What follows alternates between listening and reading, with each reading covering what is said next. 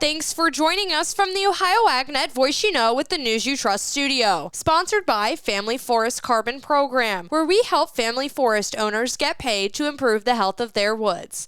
I am Allison Kinney. With the U.S. planting season winding down and winter wheat harvest ramping up, USDA will take another look at crop estimates in light of improving weekly conditions in this month's WASDE report. USDA will release its latest WASDE and crop production reports at 10 a.m. on Thursday, June 12th. Thus far, for 2025, the corn growing season has arrived in advance without many issues outside of planting delays in Kentucky, Indiana, and Ohio that may warrant further monitoring as June progresses. As of June 8th, the U.S. corn crop is 97% planted, exactly on pace with the 5-year average completion for early June. Recent weather has been friendly, pushing crop conditions higher over the past 2 weeks, with 71% of the crop now in good to excellent condition. This strong start to the season has kept new crop corn prices suppressed and near 2025 lows through May and early June. For Thursday's report, USDA will revisit the U.S. balance sheets. Most of the focus this time around will return to old crop supply and demand. It is unlikely USDA will alter the 2025-26 balance sheet drastically, preferring instead to wait for the findings of the June 30th acreage report to guide subsequent revisions. For 2024-25 corn usage, the change most are expecting is an increase in USDA's export forecast. As of the end of May, corn exports are 27% above this time in 2024, which would mathematically suggest a large revision higher is in order. But it is important to remember that seasonally, corn sales usually begin to lose the competitive edge to Brazil, while shipments also tend to decline weekly through late summer. The average trade guess for 24-25 ending stocks from the Dow Jones pre-report analysis survey is for 1.386 billion bushels, down from 1.415 billion bushels in May. All things equal, this would imply a roughly 30 million bushel net increase in corn usage, which seems fair given the seasonal tendencies outlined above and the strong Brazilian crop that appears to be incoming. Also in the news today, WOA adopts ASF vaccine standard. The World Organization for Animal Health recently adopted an African swine fever vaccination standard as a means to help control the disease. The agreement was reached during the organization's 92nd General Session in Paris last week. The organization feels ASF control is possible. Key elements of the new standards include that vaccines must be manufactured with the highest quality and be proven to be effective and safe for use. The organization warned that poor quality or non-compliant ASF vaccinations may make the disease situation worse instead of improving it. To comply with the new standard, evidence will be required proving the vaccine's efficiency, including in terms of reducing the severity of symptoms and further transmission of the virus. WOA says vaccines alone, even if it means these standards won't be enough without high levels of biosecurity, control of animal movements, and important restrictions. The decision to vaccinate ultimately rests with veterinary authority.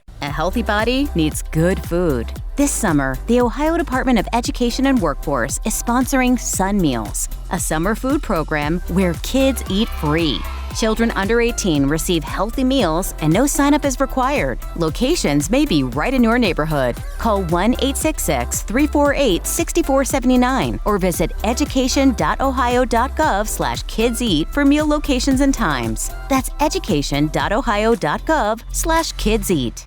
U.S. corn growers are closely watching ongoing trade negotiations. The Trump administration is in the middle of trade negotiations with a large number of countries to help rectify trade imbalances. Kenneth Hartman Jr., president of the National Corn Growers Association, said China and Mexico are two of the biggest international corn customers. China has bought corn from the U.S., definitely want them as a customer. There's definitely concern there. As far as corn, though, our major concern is Mexico. You know, the Trump administration negotiated USMCA in his first administration, and right now Mexico is our number one purchaser of corn. U.S. corn growers also can't forget Canada as an important market. Canada is our number one purchaser of ethanol, so Mexico is probably more important to us than China. There's opportunities there, and we definitely want to be able to sell to China, too, so we're hoping that the president can do some negotiations there when it comes to the corn side of it, too, and any opportunities that we can have with ethanol or our dry distillers grain. Kenneth Hartman Jr. of the National Corn Growers Association. This market report is brought to you by Seed Consultants. Simply better performance online at seedconsultants.com. July corn up 5 1/4 at 438